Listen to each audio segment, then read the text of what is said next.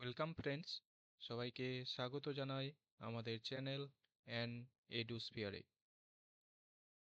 আজকে আমরা নিয়ে চলে এসেছি মে মাসের যে কারেন্ট অ্যাফেয়ার্স 2026 মে মাসের মান্থলি কারেন্ট অ্যাফেয়ার্স নিয়ে আলোচনা করব।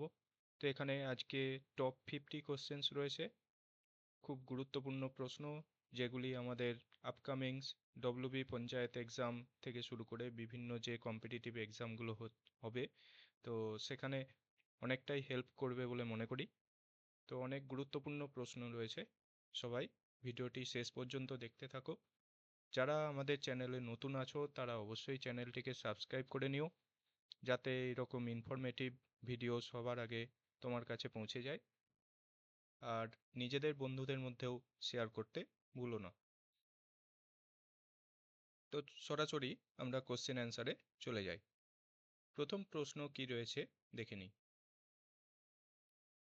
প্রথম প্রশ্ন রয়েছে, তাইওয়ান ট্রাভেলগ উপন্যাসের জন্য কে আন্তর্জাতিক বুকার পুরস্কার 2026 জিতেছেন? জেনি এরপেনবেক, ইয়াং সুয়াংজি এবং লিন কিং, জর্জি গোসপুডিন্ট, সামান্তা সোয়েবলিন। এদের মধ্যে সঠিক উত্তর কোনটি হবে?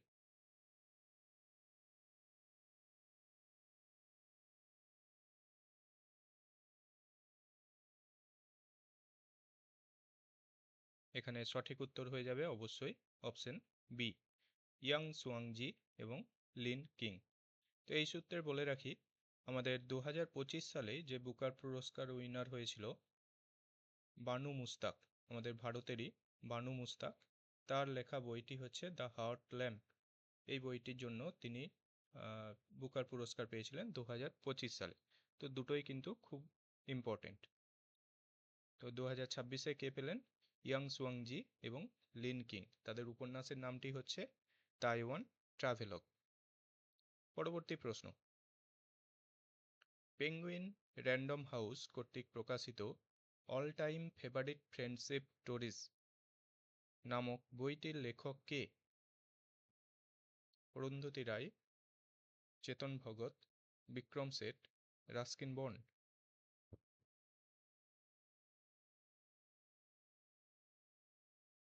এটিও একটি উল্লেখযোগ্য বই এবং আশা করি সবার পরিচিত। এটি হচ্ছে সঠিক অ্যান্সার হবে রাস্কিন বন্ড। তার লেখা বই এই all time favourite friendship stories, এই বইটি। প্রকাশক সংস্থা হচ্ছে আমাদের এখানে যেটি রয়েছে যে পেঙ্গুইন র্যান্ডম হাউস, এরা এই বইটি প্রকাশ করেছে। তো এখানে সঠিক উত্তর হয়ে যাচ্ছে অপশন ডি, রাস্কিন বন্ড। পরবর্তী প্রশ্ন, ভারতের প্রথম দেশীয় প্রযুক্তিতে তৈরি কৃত্রিম বুদ্ধিমত্তা চালিত স্বয়ংক্রিয় যুদ্ধ বিমান কাল ভৈরব অপারেশন 777 এর অধীনে কোন ইউরোপীয় দেশে নির্মিত হবে? অর্থাৎ এই কাল ভৈরব যে স্বয়ংক্রিয় যুদ্ধ বিমান, এটা এআই দিয়ে চলবে এবং এই যে কৃত্রিম বুদ্ধিমত্তা চালিত স্বয়ংক্রিয় যুদ্ধ বিমান, এখানে কোনো পাইলট থাকবে না, পুরোটাই স্বয়ংক্রিয়ভাবে চলবে। তো এই ধরনের যুদ্ধ বিমান কোন ইউরোপীয় দেশে নির্মিত হবে? France, Germany, Spain, Portugal.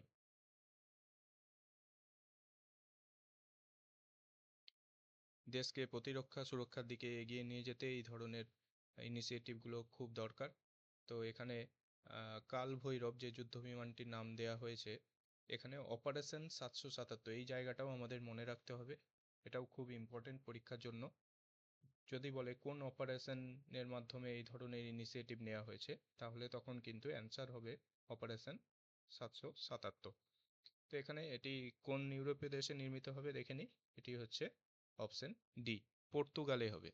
Portugal, সেখানে আমাদের এই স্বয়ংক্রিয় যুদ্ধ বিমান কাল ভৈরব নির্মিত হবে। এবং মনে রাখতে হবে এটি অবশ্যই সম্পূর্ণ দেশীয় প্রযুক্তিতে তৈরি, ভারতের যে দেশীয় প্রযুক্তি তা দিয়েই তৈরি হবে। পরবর্তী প্রশ্ন, ইসরোর আসন্ন শুক্র অরবিটার মিশন শুক্রায়ন 1 এর জন্য ভারত 2026 সালের মে মাসে কোন দেশের সঙ্গে একটি সমঝোতা স্মারক স্বাক্ষর করেছে? Sweden, Japan, Germany, Russia.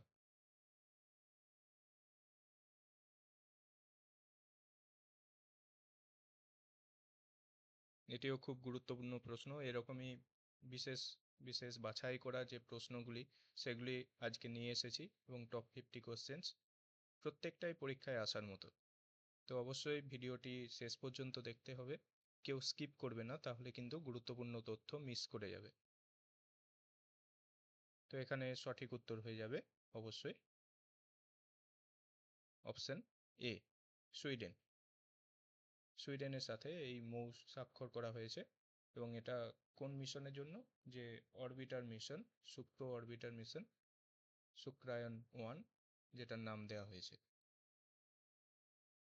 পরবর্তী প্রশ্ন। আচ্ছা, এই সূত্রে আমরা একটু এই মিশন সম্পর্কে গুরুত্বপূর্ণ তথ্য জেনে নিই। সেই সমঝোতা স্বাক্ষরটি বা এই মৌ স্বাক্ষরটি করা হয়েছে যে ভারতের মহাকাশ সংস্থা ইসরো এবং সুইডেনের জাতীয় মহাকাশ সংস্থা এসএনএস এর মধ্যে স্বাক্ষরিত হয়েছে। তাহলে এখানে আমরা আরো দুটি ইম্পর্টেন্ট কোশ্চেন পেয়ে যাচ্ছি। যে ভারতের মহাকাশ সংস্থার নাম ইসরো, আমরা তো সবাই জানি, এবং সুইডেন, এই সুইডেনের মহাকাশ সংস্থা, তার নাম কি? তার নাম হচ্ছে এসএনএস। এই দুটোর মধ্যে আমাদের যে মৌ স্বাক্ষর হয়েছে, এবং এই চুক্তির অধীনে Swedish institute of speech Swedish institute of speech physics দ্বারা তৈরি যে ভেনুসিয়ান নিউট্রালস অ্যানালাইজার, ভিএনএ সংক্ষেপে যেটাকে বলা হচ্ছে ভিএনএ, ভেনুসিয়ান নিউট্রালস অ্যানালাইজার নামক একটি যন্ত্র মিশনের পেলোডে অন্তর্ভুক্ত করা হবে। অর্থাৎ এই ভিএনএ নামক একটি যন্ত্র ওই শুক্রায়ন যে 1 মিশনটি নেওয়া হয়েছে সেখানে থাকবে, এবং এটি শুক্রের বায়ুমণ্ডল ও সৌর বায়ুর মধ্যে একটা মিথস্ক্রিয়া অধ্যয়ন করবে বা অ্যানালাইসিস করবে সেই বিষয়গুলো। শুক্রযান 1 এই মিশনটি ইসরো কত সালে লক্ষ্যমাত্রা নিয়েছে পূরণ করার? ইসরো 2028 সালে এটি উৎক্ষেপণের জন্য লক্ষ্য নির্ধারণ করেছে। এই হচ্ছে বেসিক কিছু তথ্য, এগুলো আমাদের মনে রাখতে হবে। পরবর্তী প্রশ্ন। 2026 সালে মে মাসে প্রধানমন্ত্রী নরেন্দ্র মোদীকে কোন দেশের সর্বোচ্চ বেসামরিক সম্মান grand cross of the royal Norwegian order of merit এতে ভূষিত করা হয়েছিল? Sweden, Norway, Denmark, Finland.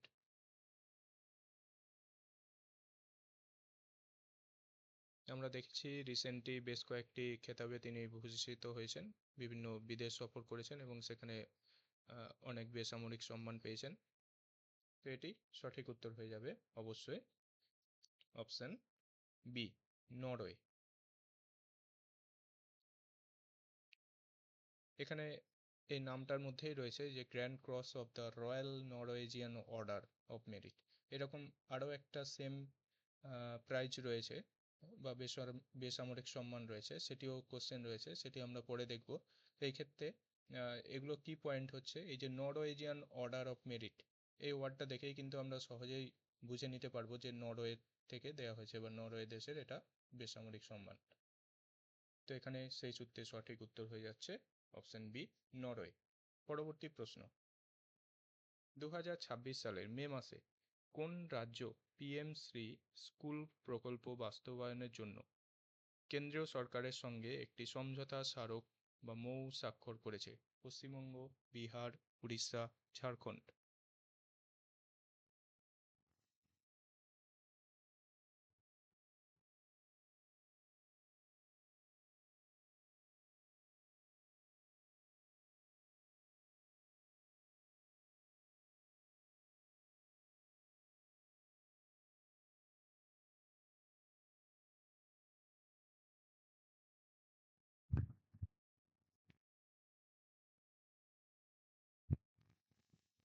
এখানে সঠিক উত্তর হয়ে যাবে, আমরা জানি আমাদের রাজ্য পশ্চিমবঙ্গ।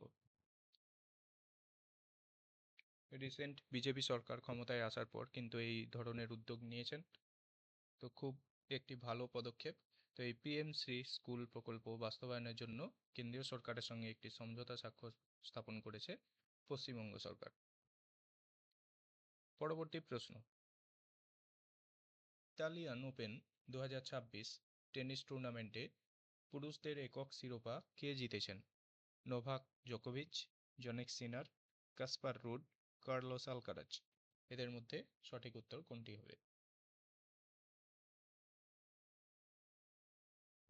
এই ধরনের বিভিন্ন স্পোর্টস রিলেটেড কোশ্চেনও আসে এবং এগুলো সবসময় নিজেদেরকে আপডেট রাখতে হবে। যখন যেই স্পোর্টসটা কমপ্লিট হবে সেই রিলেটেড বিষয়গুলো আমাদের খাতায় একটু নোট ডাউন করে রাখতে হবে রিসেন্ট এক্সামের জন্য।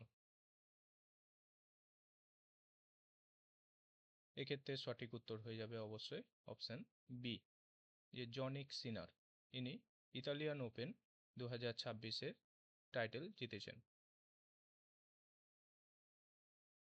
পরবর্তী প্রশ্ন, ভারত এবং অন্য কোন দেশ আনুষ্ঠানিকভাবে 2027 সালকে সংস্কৃতি ও পর্যটন বর্ষ হিসাবে ঘোষণা করেছে? France, Italy, Greece, Germany.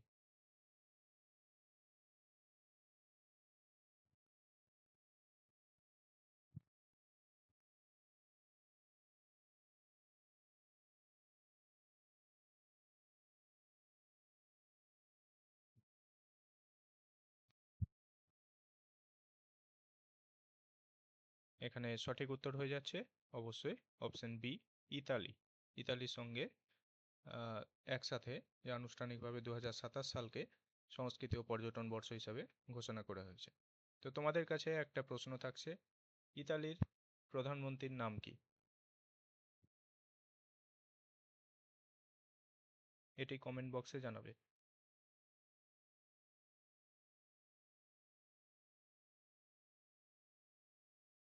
দু হাজার পরবর্তী প্রশ্ন, 2026 সালের মে মাসে অনুষ্ঠিত 18তম পশ্চিমবঙ্গ বিধানসভার স্পিকার হিসাবে কে বিনা প্রতিদ্বন্দ্বিতায় নির্বাচিত হয়েছেন?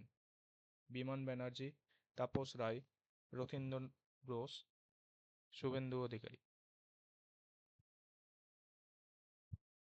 এটিও খুব রিসেন্টের কোশ্চেন। এখানে আমরা বলে রাখি যে তাপস রায় ইনি কিন্তু অস্থায়ীভাবে নিয়োগ হয়েছিলেন প্রোটেম স্পিকার হিসাবে। পরবর্তীতে যিনি স্থায়ী স্পিকার হিসেবে নিয়োগ হলেন এই বর্তমান বিজেপি সরকার ক্ষমতায় আসার পর, তিনি হচ্ছেন অপশন সি, রথীন্দ্র বোস। এখানে সঠিক উত্তর হয়ে গেল তাহলে অপশন সি, রথীন্দ্র বোস, 18তম পশ্চিমবঙ্গ বিধানসভা স্পিকার। পরবর্তী প্রশ্ন, 2026 সালের মে মাসে উজবেকিস্তানের তাসখন্দে অনুষ্ঠিত এশিয়ান অনূর্ধ্ব 15 বক্সিং চ্যাম্পিয়নশিপে ভারত মোট কয়টি পদক জিতেছিল?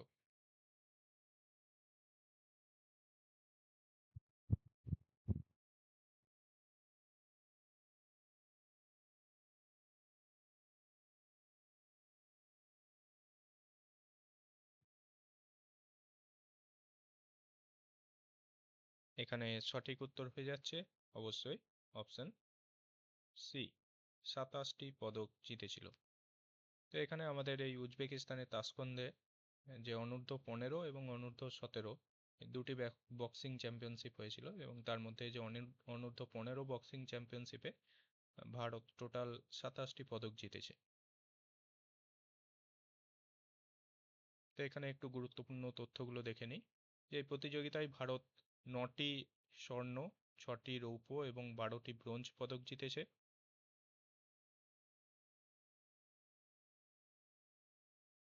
এবং অনূর্ধ্ব 15 যে বালিকা দলের পারফরমেন্স ছিল সবচেয়ে অসাধারণ, অর্থাৎ মেয়েদের পারফরমেন্স সবচেয়ে ভালো এখানে, কারণ তারা 7টি স্বর্ণপদক জিতে পদক তালিকায় শীর্ষস্থান দখল করেছে।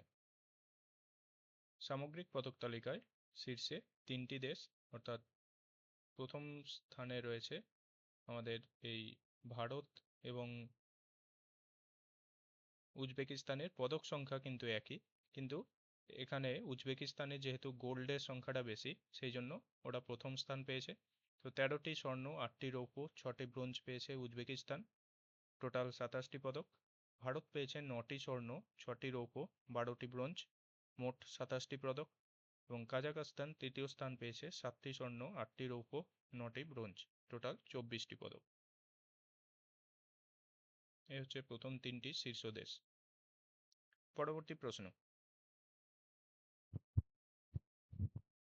2026 সালের মে মাসে কঙ্গো এবং উগান্ডায় কোন অত্যন্ত সংক্রামক রোগের প্রাদুর্ভাবকে বিশ্ব স্বাস্থ্য সংস্থা ও আন্তর্জাতিক উদ্বেগের জনস্বাস্থ্য জরুরি অবস্থা বা PHEIC হিসেবে ঘোষণা করেছিল?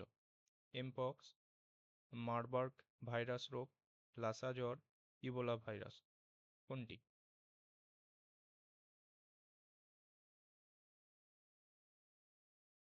খুব সম্প্রতি এটি নিয়ে অনেকটাই আলোড়ন সৃষ্টি হয়েছে সমস্ত দেশের মধ্যে। তো এখানে সঠিক উত্তর কোনটি হবে? বিশেষ করে কঙ্গো এবং উগান্ডা, যে দক্ষিণ আফ্রিকার এই জায়গা দুটোতেই বেশিরভাগ ক্ষেত্রেই এই সংক্রামক রোগের ক্ষেত্রে প্রাদুর্ভাবটা বেশি। তো এখানে সঠিক উত্তর হয়ে যাবে অবশ্যই অপশন ডি, ইবোলা রোগ বা ইবোলা ভাইরাসের যে আক্রমণ। তো এই ক্ষেত্রে বলে রাখি যে দক্ষিণ আফ্রিকাকে আমাদের দেশ ভারত কিন্তু সাহায্যের হাত বাড়িয়ে দিয়েছে। পরবর্তী প্রশ্ন,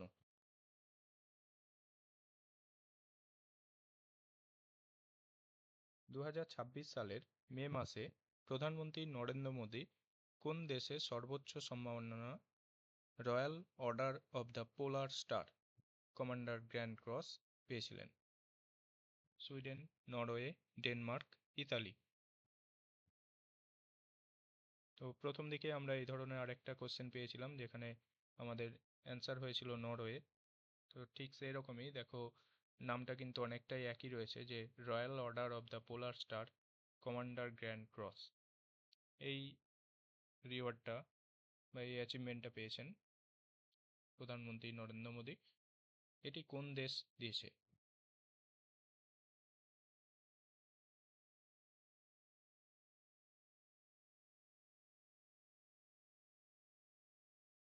সঠিক উত্তর হয়ে যাবে অবশ্যই option A, Sweden.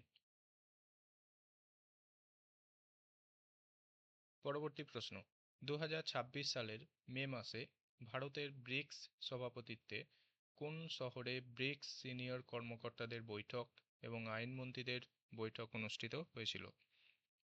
Indore, Madhya Pradesh, Gandhinagar, Gujarat, Mumbai, Maharashtra, Bhubaneswar, Odisha.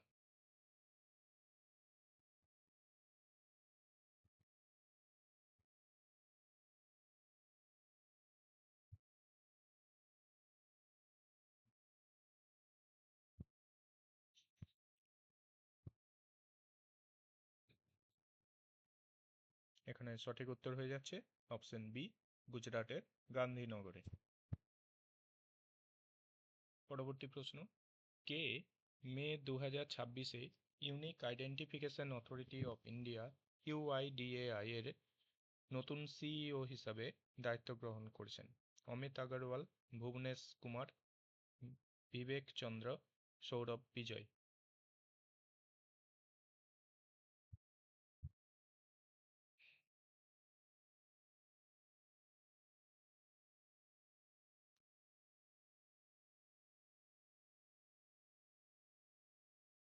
UIDAI আমাদের যে আধার কার্ড যারা ইস্যু করেন যে সংস্থা, তো unique Identification Authority of India, তার নতুন সিইও হিসাবে দায়িত্বভার গ্রহণ করেছেন এখানে অপশন ডি, যে সৌরভ বিজয় এই ব্যক্তি।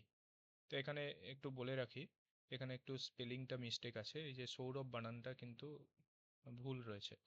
এখানে SAURABH এরকম হবে স্পেলিংটা।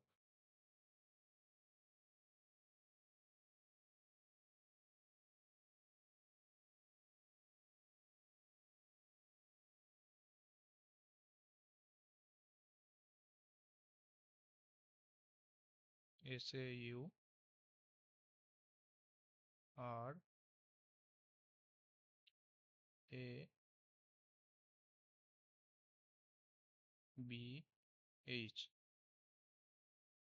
সৌরভ বিজয়, এরকম স্পেলিংটা।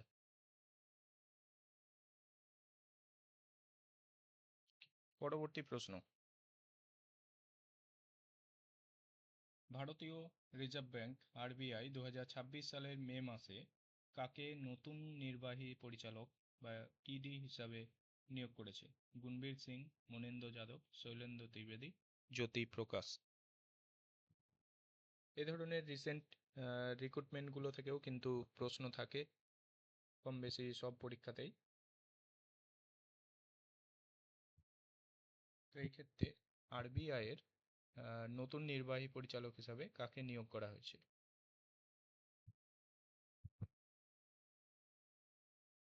এখানে সঠিক উত্তর হয়ে যাবে অবশ্যই অপশন এ, গুণবীর সিং। পরবর্তী প্রশ্ন, 2026 সালের মে মাসে ভারতীয় রিজার্ভ ব্যাংকের নতুন ডেপুটি গভর্নর হিসাবে কাকে নিযুক্ত করা হয়েছে? মাইকেল পাত্র, স্বামী জানকীরামন, রোহিত জৈন, রাজেশ্বর রাও। আগের কোশ্চেনটাতে আমরা দেখলাম যে নতুন ইডি হিসাবে কাকে নিয়োগ করা হয়েছে নির্বাহী কর্মকর্তা হিসাবে, কিন্তু এই কোশ্চেনে দেখো আবার রয়েছে যে ভারতীয় রিজার্ভ ব্যাংকে আরবিআই এর যে নতুন ডেপুটি গভর্নর হিসাবে কাকে নিয়োগ করা হয়েছে?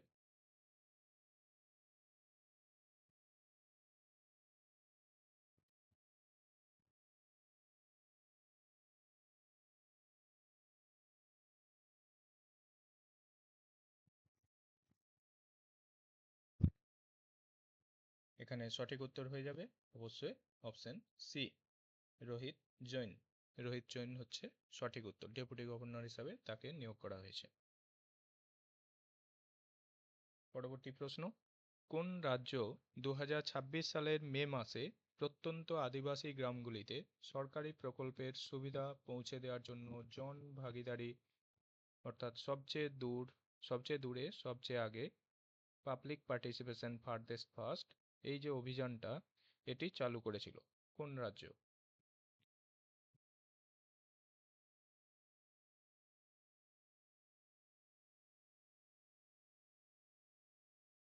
তো আমাদের যে আপকামিং পঞ্চায়েত এক্সাম হবে, তো সেখানে কিন্তু এই ধরনের প্রশ্ন থাকতেই পারে। তো এখানে সঠিক উত্তর কোনটি হবে? পাবলিক পার্টিসিপেশন ফারদেস্ট ফার্স্ট এই অভিযান চালু করেছিল ছত্তিশগড় রাজ্য, অপশন সি সঠিক উত্তর। পরবর্তী প্রশ্ন, 2026 সালের মে মাসে কোন দেশ থমাস কাপ শিরোপা জিতেছে?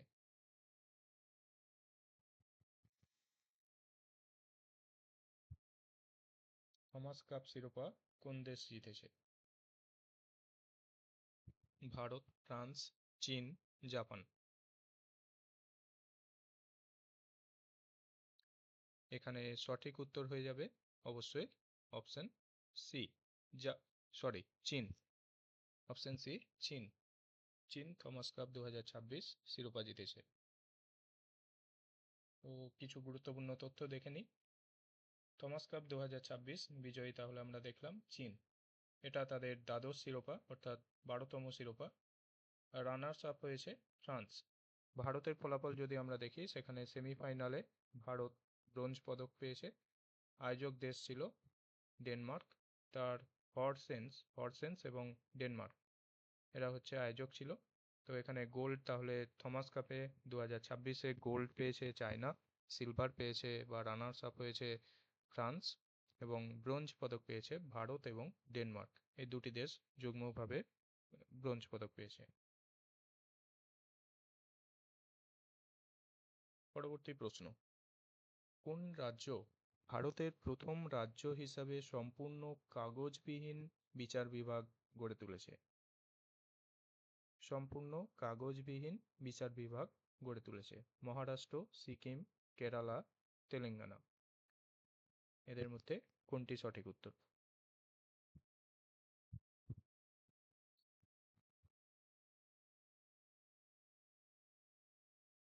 এখানে সঠিক উত্তর হয়ে যাবে অবশ্যই অপশন বি, সিকিম। পরবর্তী প্রশ্ন, কোন কোন ভারতীয় সাংবাদিককে মর্যাদাপূর্ণ পুলিৎজার পুরস্কার 2026 দ্বারা সম্মানিত করা হয়েছে? সুপর্ণা শর্মা, আর কে আনন্দ, এ এবং বি উভয়ই, দানিশ সিদ্দিকী।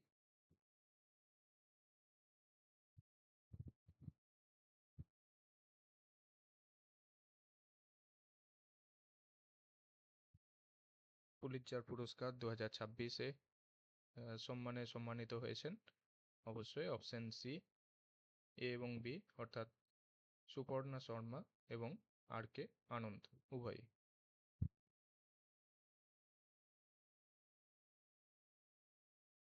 পরবর্তী প্রশ্ন, 2026 সালের মে মাসে কোনটি ভারতের 18তম রেলওয়ে জোন হয়ে উঠল? দক্ষিণ মধ্য railway, east coast railway, Konkan railway, দক্ষিণ উপকূল রেলওয়ে। এ ধরনের কোশ্চেন কিন্তু আমাদের আরআরবি, গ্রুপ ডি বা এনটিপিসি, এলপি এক্সাম বিভিন্ন ক্ষেত্রে কিন্তু আসতে পারে। তো 2026-এর মে মাসে ভারতে 18তম রেলওয়ে জোন হিসাবে গড়ে উঠল। এখানে সঠিক উত্তর কোনটি হবে? সঠিক উত্তর হবে অবশ্যই অপশন ডি, দক্ষিণ উপকূল রেলওয়ে। এখানে কিছু গুরুত্বপূর্ণ তথ্য রয়েছে যে দক্ষিণ উপকূল রেলওয়ে ভারতীয় রেলওয়ের একটা নবীনতম এবং 18তম জোন। তো এর সদর দপ্তর অন্ধ্রপ্রদেশের বিশাখাপত্তনমে অবস্থিত। ইস্ট কোস্ট রেলওয়ে এবং সাউথ সেন্ট্রাল রেলওয়ের অংশবিশেষ কেটে নিয়ে এটি গঠন করা হয়েছে, অর্থাৎ আগে যে ইস্ট কোস্ট রেলওয়ে ছিল এবং সাউথ সেন্ট্রাল রেলওয়ে ছিল, এই দুটোর কিছু কিছু করে অংশ নিয়ে এই দক্ষিণ উপকূল রেলওয়ে এটি গঠন করা হয়েছে। পরবর্তী প্রশ্ন, কোন স্টার্টআপটি ভারতের প্রথম স্পেস টেক ইউনিকর্ন হয়েছিল? Agnikul Cosmos, Pixxel Aerospace, Skyroot Aerospace, Dhruva Space. এটি একটি ভালো প্রশ্ন তো মহাকাশ গবেষণার ক্ষেত্রে, এবং এটি বলেছে যে কোন স্টার্টআপটি ভারতের প্রথম স্পেস টেক ইউনিকর্ন হয়েছে। এখানে সঠিক উত্তর হয়ে যাবে option C, Skyroot aerospace.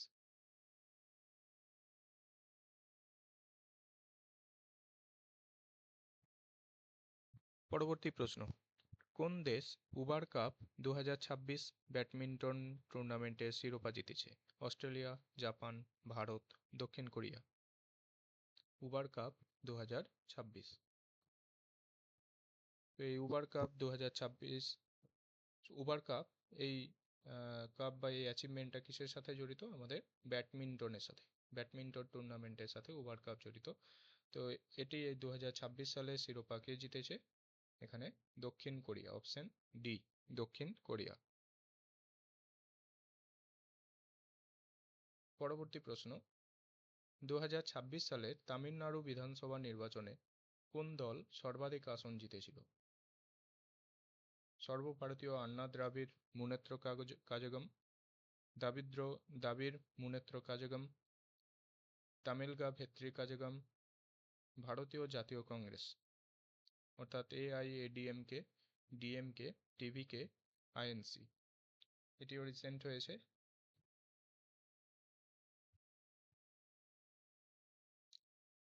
Recently যে তামিলনাড়ুর বিধানসভা নির্বাচন হয়েছে, তো সেখানে ফলাফল বেরোনোর পর আমরা দেখেছি একেবারে নতুন একটি দল ক্ষমতায় এসেছে এবং অনেকটাই সংখ্যাগরিষ্ঠ আসন জিতেছে প্রায়। তো কিছু আসন কম হয়েছিল সরকার গঠনের জন্য। তো এখানে সর্বাধিক আসন তাহলে কোন দল জিতেছে? এটি হচ্ছে আমাদের যে সুপারস্টার যে বিজয় থালাপতি, তার দল টিভিকে, তামিলগা ভেত্রি কাজগম, অর্থাৎ অপশন সি সঠিক উত্তর। তো আমরা জানি যে এই বিজয় থালাপতি তিনি কিন্তু তামিলনাড়ুর মুখ্যমন্ত্রী হিসাবে শপথ নিয়েছেন। পরবর্তী প্রশ্ন, বিশ্ব সংবাদপত্রের স্বাধীনতা সূচক 2026-এ ভারতের স্থান কত? অর্থাৎ ওয়ার্ল্ড প্রেস ফ্রিডম যে ইন্ডেক্স, সেটি অনুযায়ী ভারতের স্থান কত?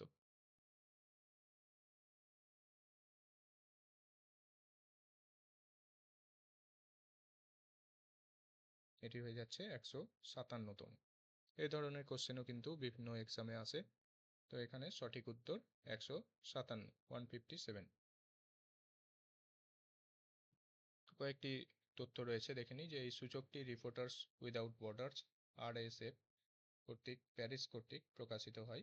তো সর্বনিম্ন র্যাঙ্ক প্রাপ্ত দেশ হচ্ছে ইরিত্রিয়া, যা একেবারে তলানিতে অর্থাৎ 180তম অবস্থানে রয়েছে। অর্থাৎ টোটাল 180টা দেশ রয়েছে এবং তার মধ্যেই কিন্তু আমাদের র্যাঙ্ক করা হয়। এই সংবাদপত্রে যে স্বাধীনতা সূচক প্রেস ফ্রিডম রিলেটেড যে র্যাঙ্ক করা হয়, 180টা দেশ রয়েছে সেখানে।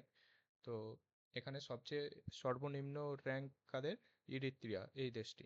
তো এই বছর ভারতের র্যাঙ্ক, এমনকি পাকিস্তানের র্যাঙ্ক হচ্ছে 153, নেপাল 87, শ্রীলঙ্কা 134 এবং বাংলাদেশ 152 এর মতো প্রতিবেশী দেশগুলিরও নিচে নেমে গেছে। তো ভারতের র্যাঙ্ক কিন্তু আমরা দেখলাম যে 157। তো শীর্ষ 3 দেশ কারা রয়েছে? শীর্ষ 3 দেশে রয়েছে নরওয়ে, টানা 10ম বছর ধরে যে প্রথম স্থান অধিকার করেছে, এবং নেদারল্যান্ডস দ্বিতীয় স্থানে, এবং এস্টোনিয়া তৃতীয় স্থানে রয়েছে। পরবর্তী প্রশ্ন, 2026 সালের মে মাসে প্রসার ভারতীর চেয়ারম্যান হিসাবে কাকে নিযুক্ত করা হয়েছে? প্রসূন যোশী, নবনীত সেহগাল, গৌরব দ্বিবেদী, আশুতোষ গোয়ারিকার। প্রসার ভারতী, যে অল ইন্ডিয়া রেডিও, তার চেয়ারম্যান হিসাবে কাকে নিযুক্ত করা হয়েছে?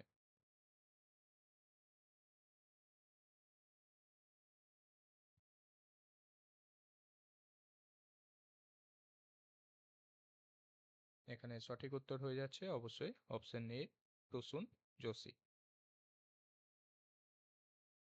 পরবর্তী প্রশ্ন, 2026 সালের মে মাসে কাকে নীতি আয়োগের পূর্ণকালীন সদস্য হিসাবে নিযুক্ত করা হয়েছে? আর বালাসুব্রামণিয়াম, ডক্টর জোরাম আনাইয়া, উপরের উভয়ে এ এবং B, BVR Subrahmanyam, BVR Subrahmanyam. এদের মধ্যে কে নীতি আয়োগের পূর্ণকালীন সদস্য হিসাবে নিযুক্ত করা হয়েছে? কাদেরকে?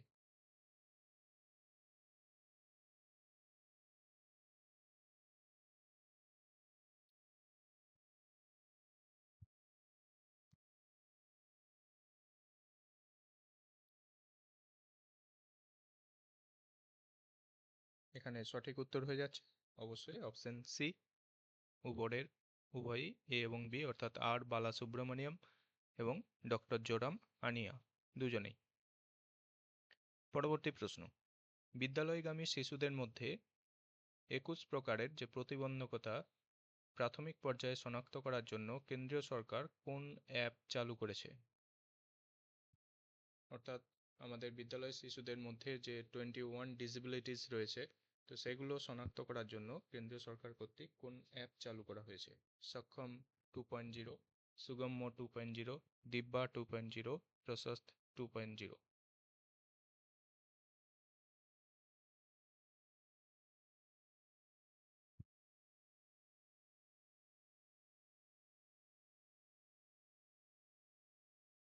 এখানে সঠিক উত্তর হয়ে যাচ্ছে অবশ্যই অপশন ডি, প্রশস্ত 2.0। প্রসেস 2.0 এটি প্রাক মূল্যায়ন সামগ্রিক স্ক্রিনিং টুল। তো এটি কেন্দ্রীয় সরকার কর্তৃক প্রদত্ত হয়েছে বা চালু করা হয়েছে। এই অ্যাপটির লক্ষ্য কি? এই অ্যাপটির লক্ষ্য হচ্ছে যে বিদ্যালয়গুলিতে যে সমস্ত প্রতিবন্ধী শিশুরা রয়েছে বা বিশেষভাবে সক্ষম শিশুরা রয়েছে, তাদের শনাক্তকরণ প্রক্রিয়াকে অনেকটা সহজ এবং ডিজিটাল করা, অর্থাৎ তাদের সহজে শনাক্ত করা এবং ডিজিটালি তাদের ডিটেলস বা তথ্য রাখা। এটি কারা পরিচালনা করছে? এটি পরিচালনা করছে এনসিইআরটি এবং ভারতের যে শিক্ষা মন্ত্রণালয়, তাদের উভয়ের উদ্যোগে এটি পরিচালিত হচ্ছে। পরবর্তী প্রশ্ন, কে ভারতের নতুন চিফ অফ ডিফেন্স স্টাফ নিযুক্ত হয়েছেন? এন.এস. রাজা সুব্রহ্মণী, জেনারেল অনিল চৌহান, জেনারেল উপেন্দ্র দ্বিবেদী, কৃষ্ণ স্বামীনাথন। এটিও খুব গুরুত্বপূর্ণ একটি প্রশ্ন।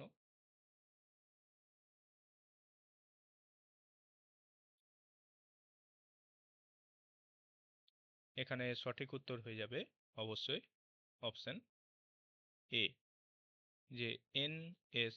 রাজা সুব্রহ্মণী, ইনি রিসেন্ট নিযুক্ত হয়েছেন।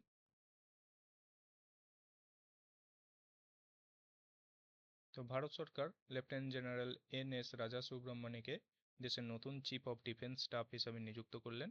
তিনি কার স্থলাভিষিক্ত হলেন? তিনি জেনারেল অনিল চৌহানের স্থলাভিষিক্ত হলেন। অর্থাৎ এর আগে অনিল চৌহান তিনি দায়িত্বভার নিয়েছিলেন।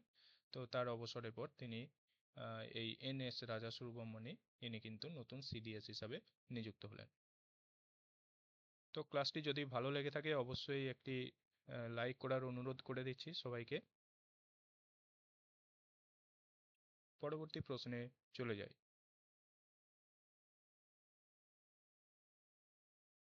ভারতের ইউনিফাইড পেমেন্টস ইন্টারফেস ইউপিআই এর গ্রহণকারী প্রথম ক্যারিবিয়ান দেশ কোনটি? জ্যামাইকা, কিউবা, বার্বাডোস, ত্রিনিদাদ ও টোবাগো।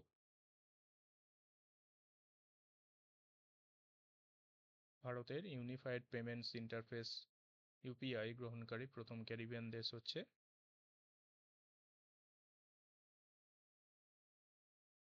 এখানে সঠিক উত্তর অপশন ডি, যে ত্রিনিদাদ এবং টোবাগো এই দুটি দেশ প্রথম এই ইউপিআই মাধ্যমে যে পেমেন্টের বিষয়টা এটা গ্রহণ করেছে। পরবর্তী প্রশ্ন, কোন রাজ্য সরকার নারীর নিরাপত্তা জোরদার করার জন্য সিঙ্গা পেন নামে একটি বিশেষ টাস্ক ফোর্স গঠন করেছে? তামিলনাড়ু, কেরালা, অন্ধ্রপ্রদেশ, কর্ণাটক। সিঙ্গা পেন নামে একটি বিশেষ টাস্ক ফোর্স গঠন করেছে,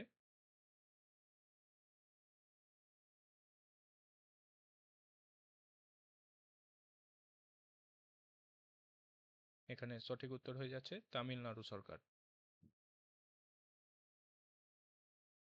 পরবর্তী প্রশ্ন, সমবায় ব্যাংকিং ক্ষেত্রের দক্ষতা বৃদ্ধির জন্য সম্প্রতি আরবিআই কোন মিশনটি চালু করেছে? প্রগতি, নির্ভয়, উৎকর্ষ, সক্ষম। সমবায় ব্যাংকিং ক্ষেত্রে দক্ষতা বৃদ্ধির জন্য সম্প্রতি আরবিআই যে মিশনটি চালু করেছে সেটি কোনটি?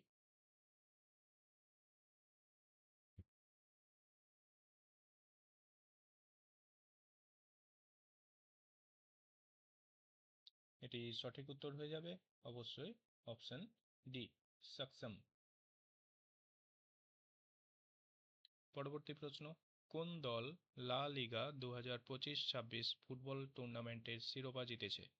Real Madrid, Atletico Madrid, Girona FC, FC Barcelona. লা লিগা 2025-26 এই শিরোপা জিতেছে কোন দল?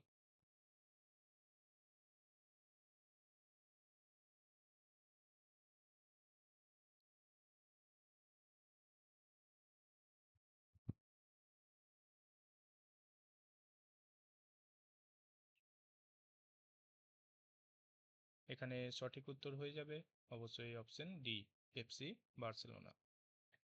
তারাই লা লিগা 2025-26-এর শিরোপা জিতেছে।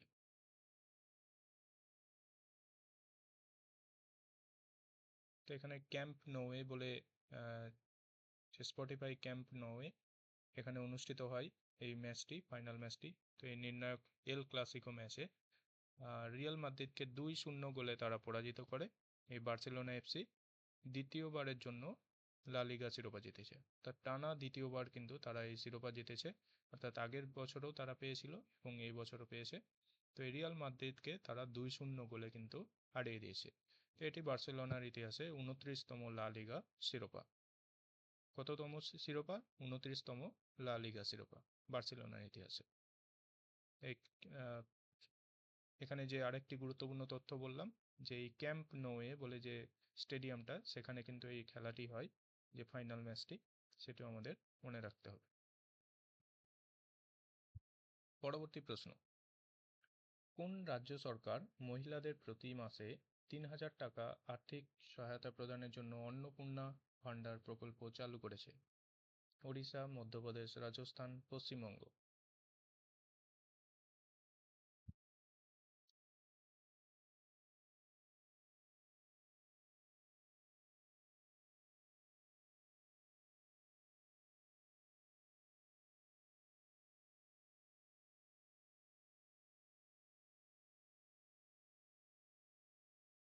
এখানে সঠিক উত্তর হয়ে যাবে অবশ্যই অপশন ডি, যে পশ্চিমবঙ্গ সরকার।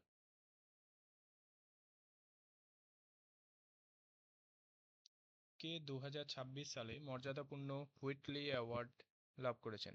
পূর্ণিমা দেবী বর্মন, পারভিন শেখ, স্নেহা সেনগুপ্ত, সুনিতা নারায়ণ। 2026-এ হুইটলি অ্যাওয়ার্ড এটি কে পেয়েছেন?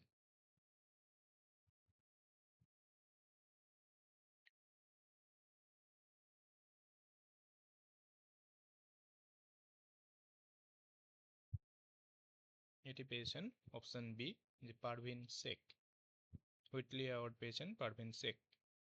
পরবর্তী প্রশ্ন, কোন রাজ্য সরকার সরকারি স্কুলে শিক্ষক এবং অশিক্ষক কর্মীদের দৈনিক উপস্থিতি নথিভুক্ত করার জন্য কর্তব্য কামস মোবাইল অ্যাপ চালু করেছে? কর্ণাটক, তেলেঙ্গানা, তামিলনাড়ু, অন্ধ্রপ্রদেশ।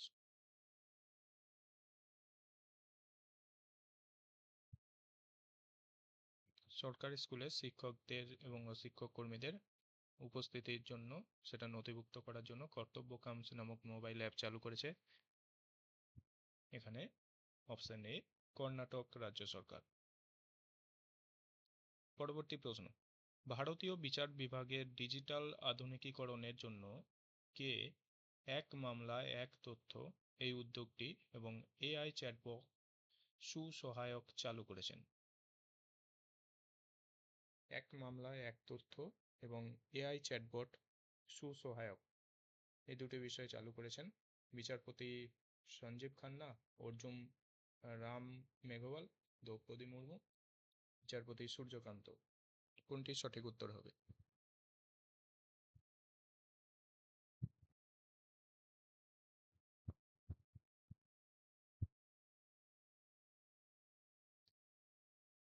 এখানে সঠিক উত্তর হয়ে যাবে অবশ্যই অপশন ডি, বিচারপতি সূর্যকান্ত।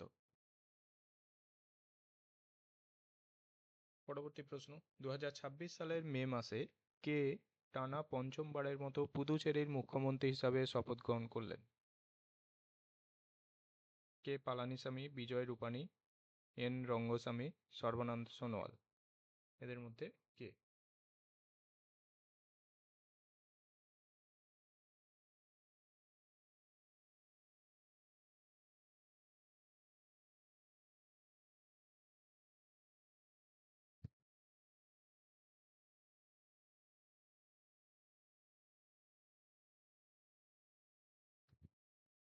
এখানে সঠিক উত্তর হয়ে যাবে অবশ্যই অপশন সি, এন রঙ্গস্বামী। তিনি পুদুচেরির মুখ্যমন্ত্রী হিসাবে শপথ নিলেন।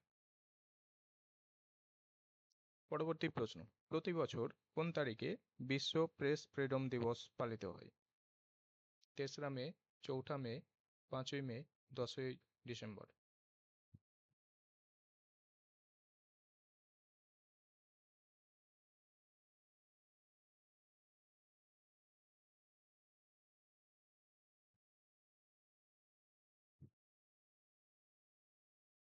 ওয়ার্ল্ড প্রেস ফ্রিডম ডে কবে?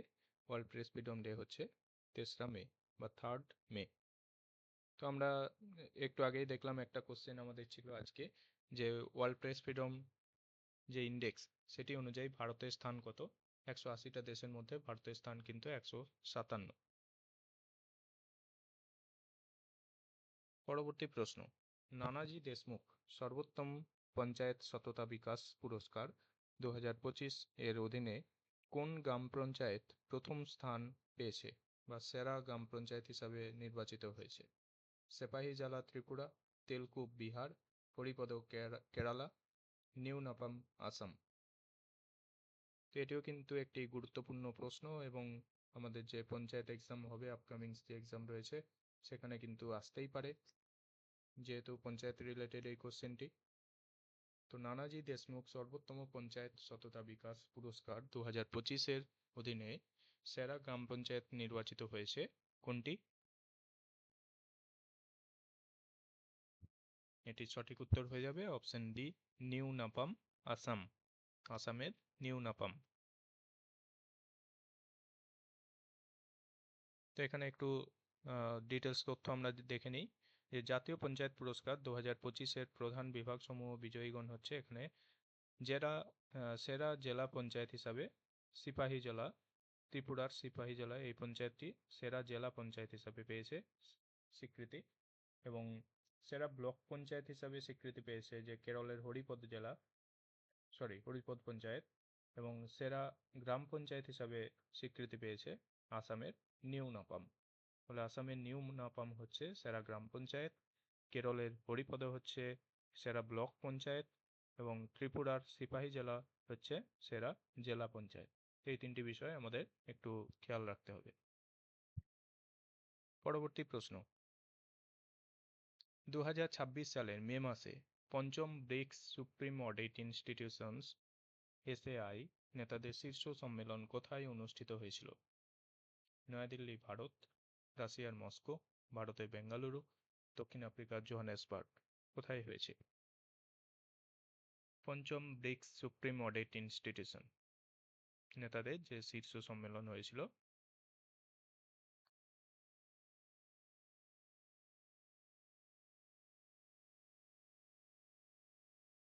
এটি হয়ে যাবে, সঠিক উত্তর হয়ে যাবে বেঙ্গালুরু, ভারত। ভারতের যে বেঙ্গালুরু সেখানে।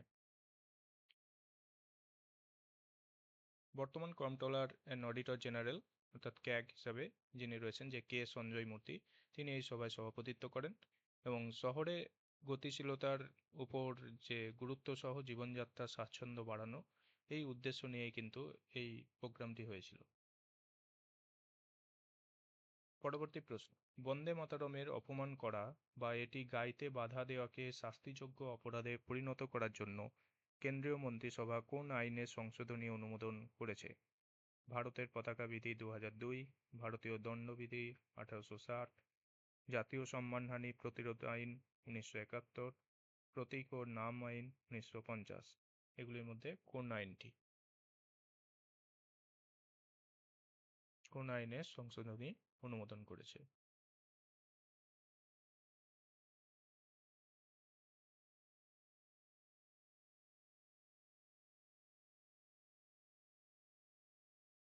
এখানে সঠিক উত্তর হয়ে যাবে অবশ্যই অপশন সি, যে জাতীয় সম্মানহানি প্রতিরোধ আইন 1971।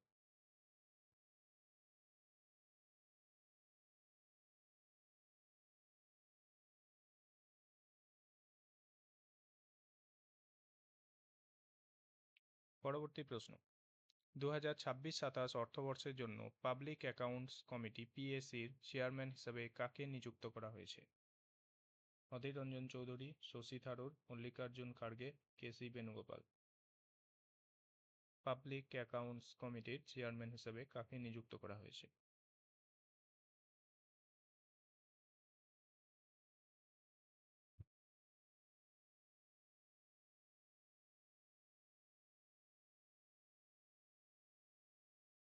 এখানে সঠিক উত্তর হয়ে যাবে অবশ্যই অপশন ডি, কেসি বেণুগোপাল। ভারতে এমজি নারেগাকে প্রতিস্থাপন করে নতুন বিকশিত ভারত কর্মসংস্থান ও জীবিকা নির্বাহ মিশন গ্রামীণ বা ভিবিজি রামজি আইনটি কবে থেকে কার্যকর হবে? 15 আগস্ট 2026, 1 জুলাই 2026, 1 এপ্রিল 2026, 2 অক্টোবর 2026।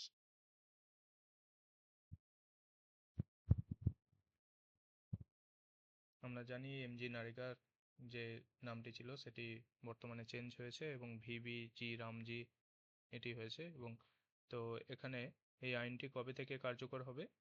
এটি কার্যকর হবে অবশ্যই অপশন বি, 1 জুলাই 2026 থেকে। পরবর্তী প্রশ্ন, তার আগে একটু সামান্য তথ্য জেনে নিই যে ভিবিজি রামজি এর পুরো নাম হচ্ছে কি? এর পুরো নাম হচ্ছে রামজি বিকশিত ভারত, অর্থাৎ রোজগার ও আজীবিকা মিশনের একটা নিশ্চয়তা প্রকল্প। এবং এই প্রকল্পের আওতায় প্রতি আর্থিক বছরে 125 দিনের মজুরি ভিত্তিক কর্মসংস্থানে একটি বিধিবদ্ধ নিশ্চয়তা প্রদান করা হবে। অর্থাৎ এটি আগে ছিল এমজি নারেগাতে 120 দিনের কাজ ছিল, 100 দিনের কাজ ছিল। সেই 100 দিনের বদলে বর্তমানে সেটিকে বাড়িয়ে করা হয়েছে 125 দিন। পরবর্তী প্রশ্ন, যে প্রতি বছর কোন তারিখে বিশ্ব রেড ক্রস দিবস পালিত হয়? 12 জুন, 25 সেপ্টেম্বর, 7ই মে, 8ই মে। World Red Cross day.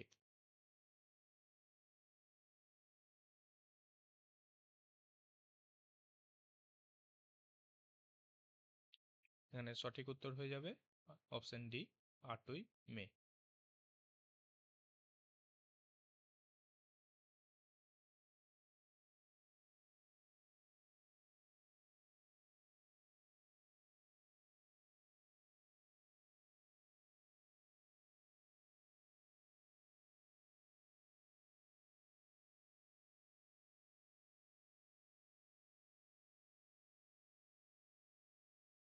পরবর্তী প্রশ্ন, প্রথম international big cat alliance IBCA summit কোথায় অনুষ্ঠিত হবে?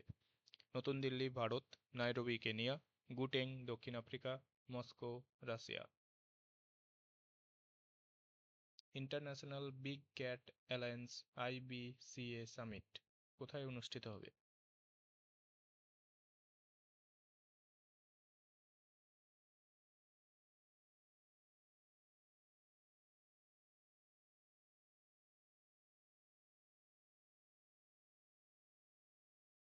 এটি হচ্ছে নতুন দিল্লি, ভারতের যে নিউ দিল্লি সেখানে হবে।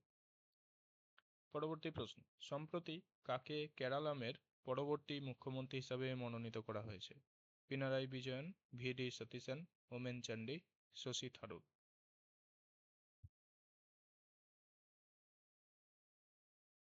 এখানে সঠিক উত্তর হয়ে যাবে, আমরা জানি যে অপশন বি, VD সতীশন। তো সম্প্রতি কংগ্রেস সরকার এই কেরালামে ক্ষমতায় আসার পর এখানে মুখ্যমন্ত্রী পদে শপথ নিলেন VD সতীশন। পরবর্তী প্রশ্ন, 2025 সালে মোট কতটি পঞ্চায়েতকে জাতীয় পঞ্চায়েত পুরস্কারের জন্য নির্বাচিত করা হয়েছে? 42টি, 52টি, 100টি, 85টি। তো এটি একটি গুরুত্বপূর্ণ প্রশ্ন। 2025 সালে মোট কতটি পঞ্চায়েতকে জাতীয় পঞ্চায়েত পুরস্কারের জন্য নির্বাচিত করা হয়েছিল?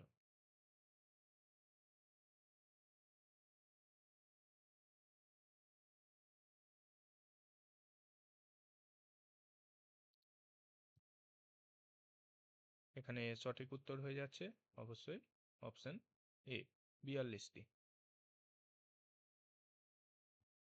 পরবর্তী প্রশ্ন, IPL-এ একটি মরশুমে সবচেয়ে বেশি ছক্কা মারার রেকর্ডধারী ভারতীয় ব্যাটসম্যান কে? বিরাট কোহলি, শিবম দুবে, বৈভব সূর্যবংশী, অভিষেক শর্মা।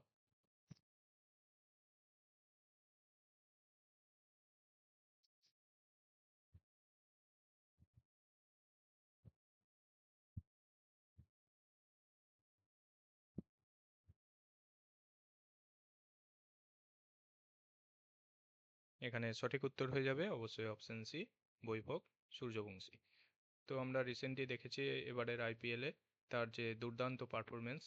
তো তিনি টোটাল 72টি ছক্কা মেরেছেন। এই সূত্রে তিনি সবচেয়ে একটি মরশুমে, IPL-এর একটি মরশুমে সবচেয়ে বেশি ছক্কা মারার রেকর্ডধারী ভারতীয় ব্যাটসম্যান হিসাবে স্বীকৃতি পেলেন। ফলে অপশন সি, বৈভব সূর্যবংশী, তিনি 72টি ছক্কা মেরেছেন। পরবর্তী প্রশ্ন, সম্প্রতি NHAI গ্রামীণ মহিলাদের দক্ষতা বৃদ্ধি ও স্বাবলম্বী করতে কোন প্রজেক্ট বা প্রকল্প চালু করেছে?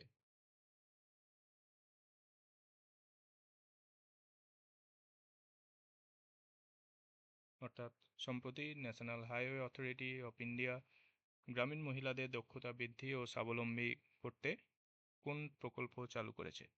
প্রজেক্ট সক্ষম, প্রজেক্ট সমর্থ, প্রজেক্ট নারী শক্তি, প্রজেক্ট উন্নতি। কোনটি সঠিক উত্তর হবে?